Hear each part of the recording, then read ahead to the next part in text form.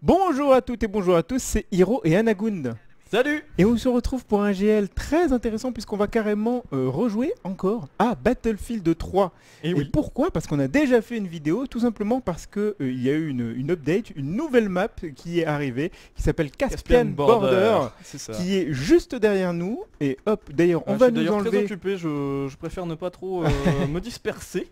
Hiro dans un temps, comme d'habitude. Hein. Bah, tout en finesse. Voilà, tout en finesse. Donc Caspian Border qui est une map jouable à 64 sur PC, bien sûr. C'est une spécialité PC puisque sur console on ne peut jouer que jusqu'à 24. C'est ça, c'est d'ailleurs pour ça que cette phase de bêta a lieu, c'est vraiment pour pouvoir tester eh bien, si les serveurs tiennent la route. Voilà, avec 64 bourrins qui s'excitent dessus quoi. Exactement, c'est ça. Et là d'ailleurs c'est en mode conquête. Alors c'est en mode conquête effectivement. Ouais. Alors le mode conquête, pour ceux qui ne connaissent pas, c'est tout simplement du combat sur une map relativement vaste et sur laquelle on va s'affronter pour la capture de points de contrôle. Vous les voyez, ils sont marqués par les petites icônes là. Oui. Là, il y en a un qui appartient à notre belle équipe de furieux. Et l'objectif évidemment c'est que, tu sais que c'est régulé comme ça dans Battlefield, chaque équipe a un nombre de tickets spécifiques. Oui. Qui représente le nombre de points le nombre de vie si tu veux que l'équipe a au total. Mais pour toute l'équipe, ouais. Pour toute l'équipe. Ouais. Et donc à chaque fois que tu vas trucider un adversaire, l'équipe d'en face va perdre un point de ticket. Et si évidemment tu captures davantage de points de contrôle que l'adversaire, eh bien son total de tickets va baisser d'autant plus vite. Voilà. Donc, ok, donc un principe... si c'était très clair. Mais non, si, un principe assez simple du coup. Le but c'est de faire descendre les points de l'adversaire en les tuant, en prenant les points de contrôle. Jusqu'à ce que ça atteigne 0 en effet. Et là c'est en train de latter sur ce point de contrôle j'ai l'impression. Et donc c'est pour ça que je vais m'approcher de la position. Ah, alors donc là, tous les mecs autour de toi, faut voir qu'ils sont quand même, donc là, je crois que c'est le nombre maximal. Vous êtes 64 je crois sur cette map. Regarder, tu vois. Ça m'a l'air. Hein. 29 d'un côté, 29 de l'autre. Donc on est pas loin, 58 mais c'est pas loin. Et pourtant vous voyez qu'il n'y a pas des combats toutes les 2 secondes, ce qui prouve que la map est quand même... La map est immense, super vaste. Alors il y a des petits soucis, pardon, je sais pas si vous l'avez vu, l'écran a sauté. C'est davantage...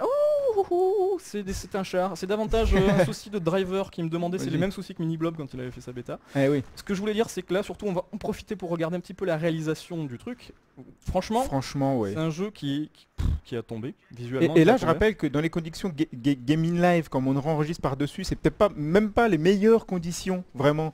Ah non, oui, c'est sûr. Voilà. Ça vous rendez pas nécessairement compte de la qualité visuelle du jeu qui approche dans certaines dimensions et à certains moments du photoréalisme un peu. Oui, ça, même si c'est pas exactement ça, le mot serait un petit peu trop fort, mais malgré tout ça reste hallucinant quoi. On a vu ça sur un grand écran, c'est absolument, c'est absolument merveilleux. Chaque écran, chaque image est incroyable. La végétation, le sol, c'est quelque chose qui généralement dans les FPS est pas nécessairement le mieux fait. Non mais là on a vu des trucs absolument incroyables. Ce qui est bluffant aussi c'est le moteur, le moteur physique avec des arbres qui vont bouger en fonction du vent, qui vont pas tous bouger de la même manière, qui vont être soufflés différemment en fonction des explosions, avec des brins d'herbe qui vont bouger. Regarde des mecs qui vont se retrouver à proximité de buissons et qui vont bouger.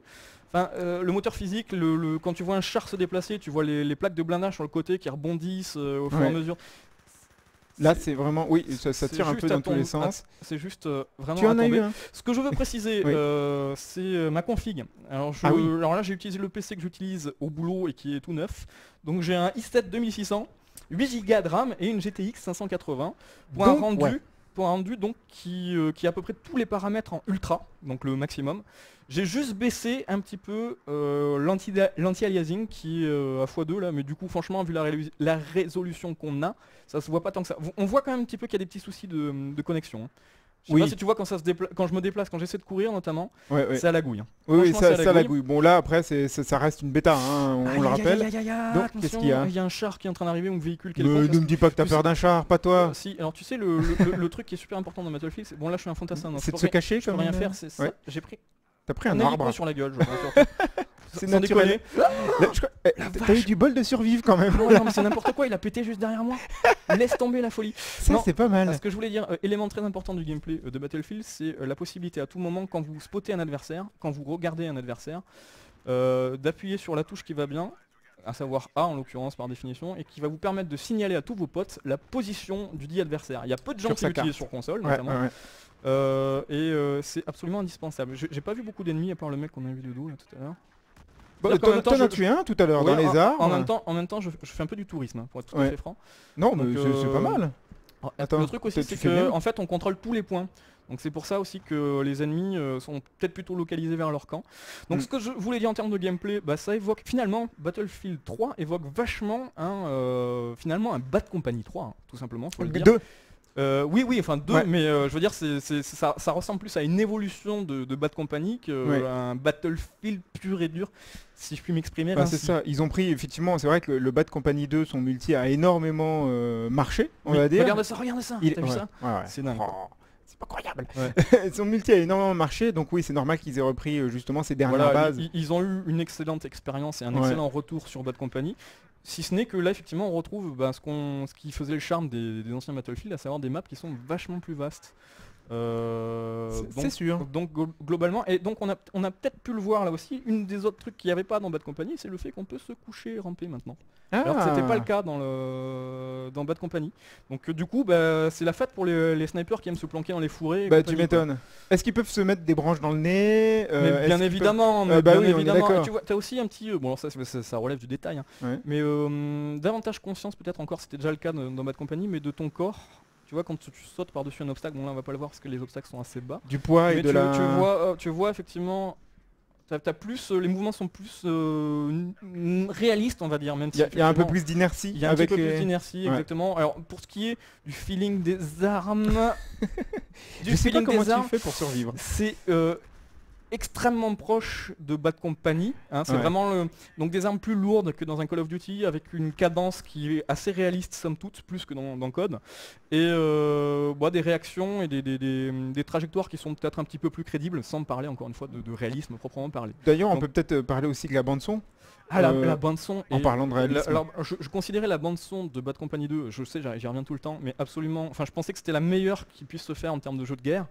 Battlefield 3 tape encore dans le même registre avec des projectiles qui vont résonner de manière différente en fonction de la distance où par exemple un obus va exploser. Ça va résonner différemment de si ça peut être à proximité de ta petite personne. Regarde, je sais pas si c'est non, il s'est barré. Dans le doute, j'ai essayé de le marquer, mais tant qu'il n'est pas vraiment dans ton viseur. Là tu as vu juste un bout de cheveux, donc c'était pas nécessairement facile. Alors, en termes de petits défauts quand même, ce que je veux dire là, c'est de gameplay, c'est des trucs. Je cours dans la forêt sans me soucier de mon escouade, j'ai toujours un char aux fesses. Le petit défaut que j'ai pu constater, alors bon c'est vraiment encore une fois du détail, le fait qu'il est possible de piloter des véhicules, on le sait, on l'a vu au début.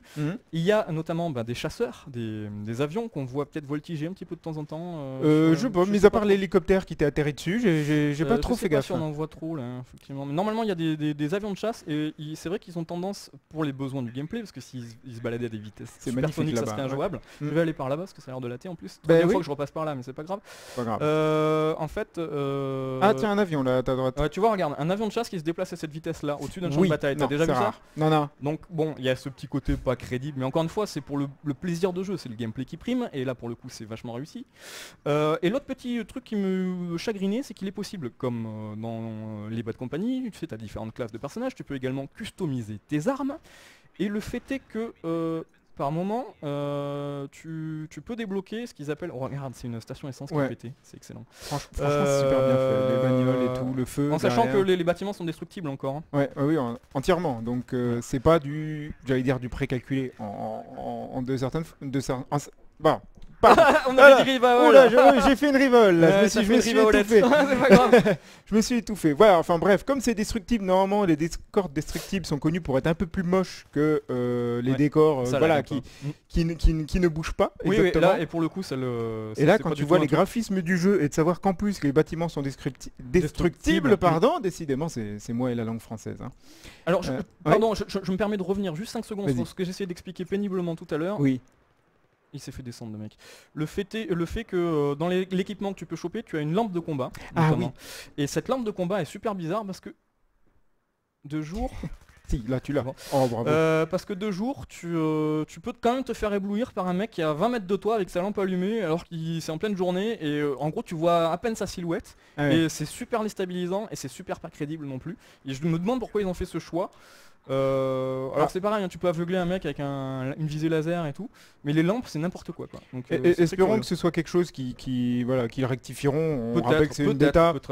Comme c'est un petit détail, il y a encore des chances qu'ils le rectifient assez vite, heureusement. Si c'est trop pénible. De toute façon, ils vont très vite avoir des retours de joueurs, je pense. Ouais, alors écoute, ce que je te propose, mon petit gars, c'est de faire une deuxième vidéo dans laquelle je vais vous parler de petites choses qui vont pas forcément avoir trop de rapport à ce que vous allez voir à l'écran, mais malgré tout que vous aurez besoin de savoir. Qu'il est important de savoir, puisque Battlefield 3, c'est bien, mais il va falloir rentrer dans les détails, ce que l'on va faire tout de suite dans une deuxième vidéo. Donc on se retrouve tout de suite, surtout ne quittez pas, ça serait trop bête de rater ça. plein les yeux. Ça serait trop bête de rater ça. Merci, à tout de suite. À tout de suite.